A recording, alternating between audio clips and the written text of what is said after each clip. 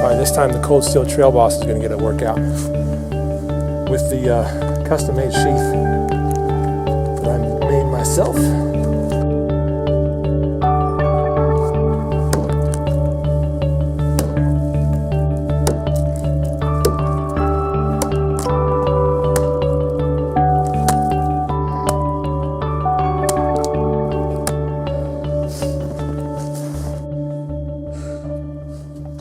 So I want to measure out how my cowhide's going to go in there.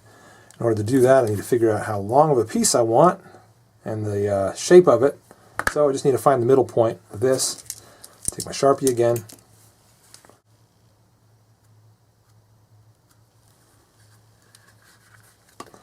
And I'll use that to measure out how much of this cowhide I need.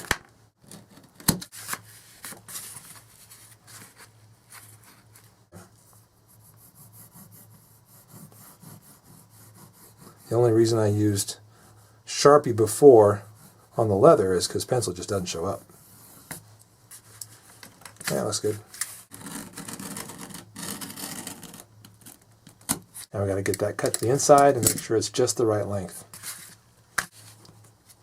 Lining that up, we're just going to kind of guesstimate the amount of space we need, which is going to be just enough to protect it, but also hold one of these rivets in place. So it's got to be about the width of one of these rivets. So let's get one of those out and use that as a measuring stick.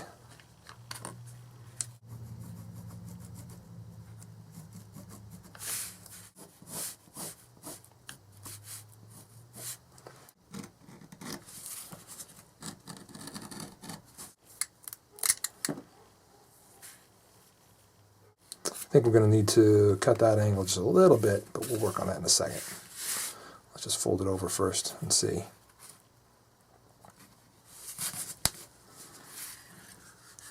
For the most part, it's just right. So there's my sheath all put together, held together by duct tape at the moment. I'm going to go ahead and drill the rivet holes, probably just through the duct tape, and then remove it afterwards.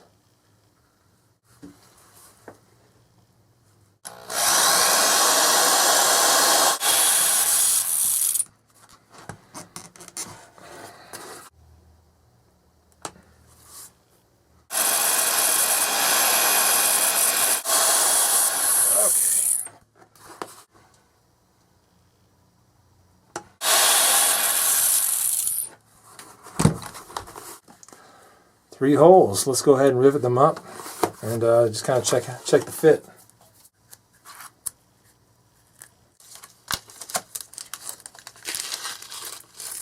Now, if you've never used these screw-in rivets before, make sure you put the female end in first. That way the male end will have no problem punching through after that. Again.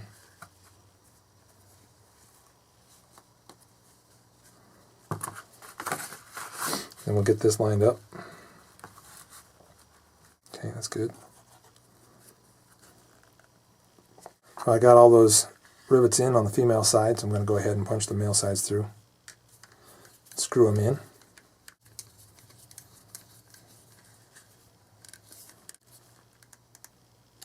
in. Okay. So we're most of the way there now. Now you can see there's some gaps here.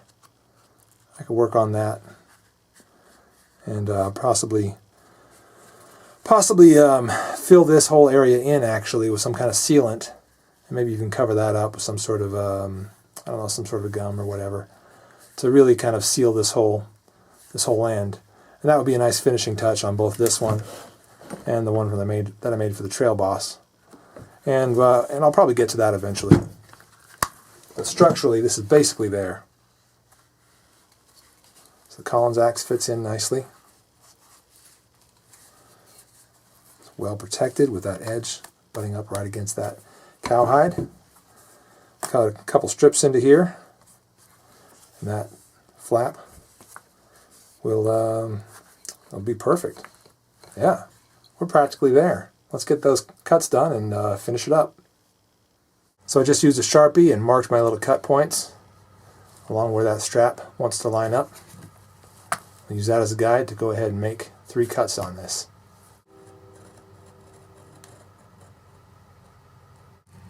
Once again, this is a situation where you can always cut a little bit more, but you can never cut less once you've cut it.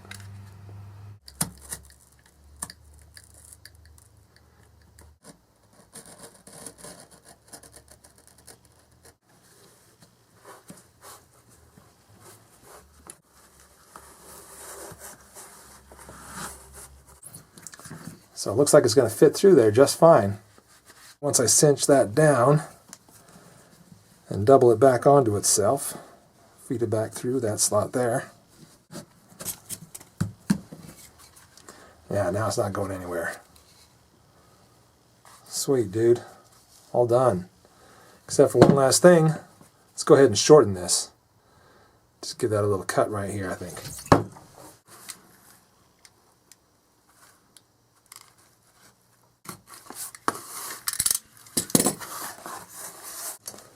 Well, that's it, guys. That's how I made my axe head cover for my cold steel trail boss. And now a matching one for my Collins axe. Pretty cool, huh? Yeah, it's going to work anyway. You could also use for some finishing touches for sure. Some kind of a sealant, maybe some sort of protective covering right here on the end. Yeah, we'll see about that. That's maybe some finishing touches that I can put on both of these sheaths. However, for the most part, they are done and ready to go out to protect these nice, inexpensive axes. That's the deal with inexpensive axes like these. They usually don't come with any kind of covering, so you got to make your own. I was pretty surprised that the Cold Steel Trail Boss doesn't have any manufactured sheath for it yet, but I guess it will eventually. In the meantime, you're going to have to make something similar to this. And now I've shown you how you can make one just like it. I hope this has been helpful for you and hope it's inspired you to do something similar. I'm the Late Boy Scout. Thank you all for watching. We'll see you on the next one.